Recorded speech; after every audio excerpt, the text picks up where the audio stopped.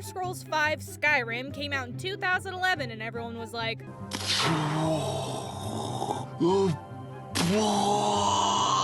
the game rocked everyone's world with just how massive and detailed everything was.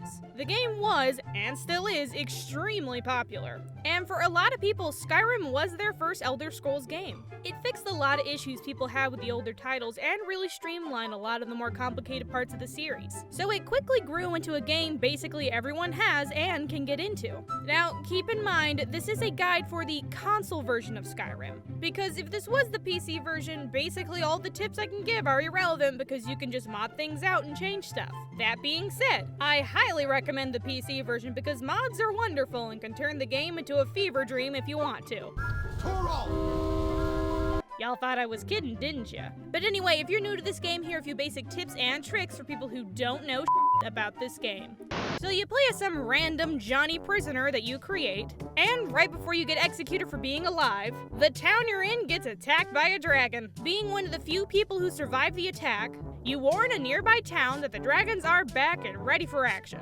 It's soon revealed that you are the legendary Dragonborn, a person who can absorb the souls of dragons and learn burps of power. And it's all up to you to find out why the dragons have returned and put a stop to their dumb plans. Now here's the thing, that's just the main story. There's a bunch of other side stuff, like a civil war, corrupt cities and guilds, and a crazy talking casket lady to name a few. So while there is a tale to be told here, it's really what you make of it, since you can pick and choose what you want to be a part of. Like for reals, it's not mandatory to do anything. You can completely ignore everything and just jump around naked for hours if you want to.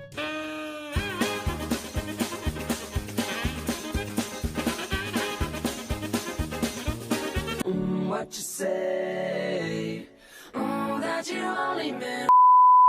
So Skyrim is a huge, and I mean huge, game. And there's tons of stuff to do, and it can get a little overwhelming at first. Once you escape the dragon attack in the opening sequence, you're free to explore all of Skyrim. No restrictions, no loading screens, just pick a direction and go. Okay, kinda lied, there are loading screens when you enter stuff, but there are none when you're walking around outside. But boy, when there are loading screens, man, these things take their sweet old time.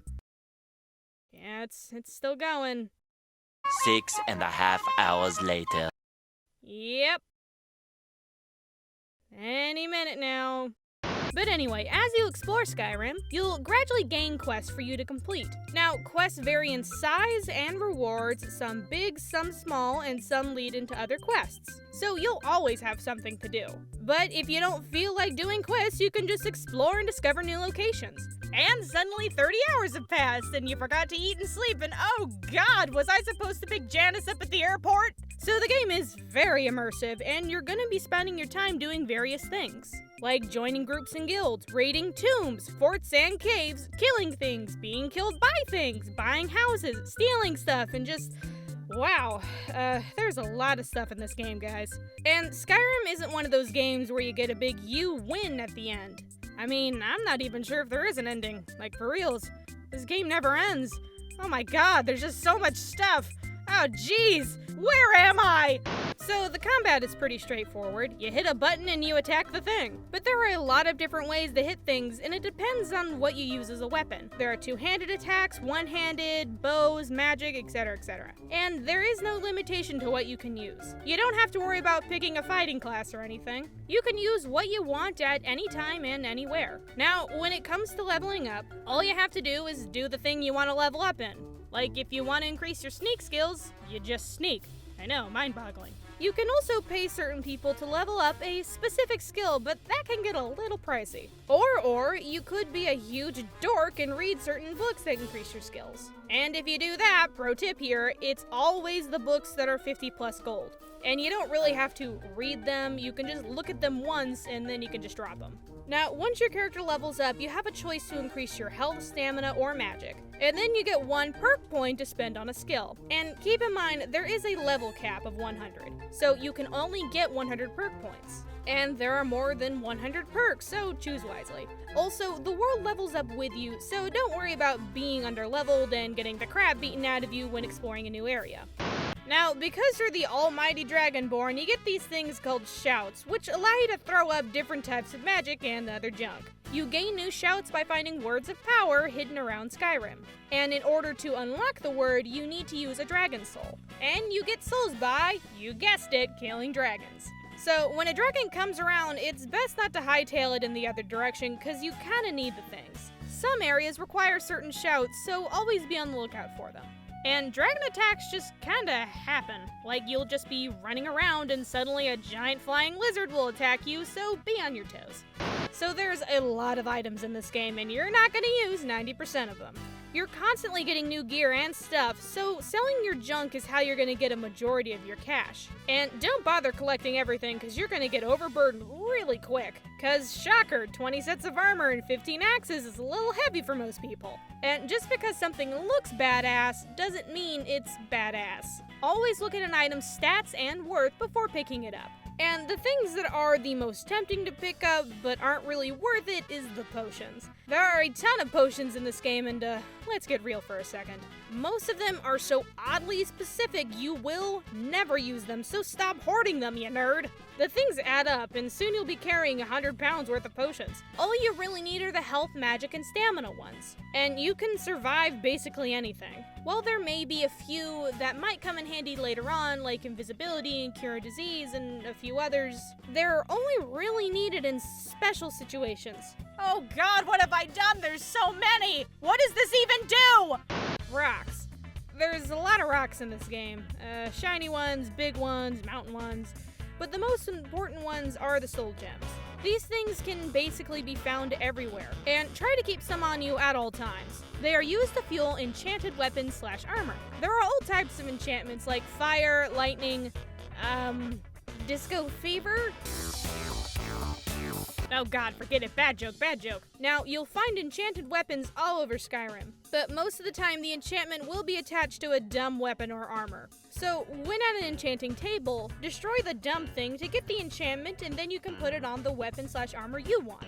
Once you use the enchanted item enough, it will run out of juice, and you have to use a soul gem to rejuice it. So, you'll encounter a lot of people in Skyrim. Some friendly, some who want to eat your face off, yeah. Now, I know you people.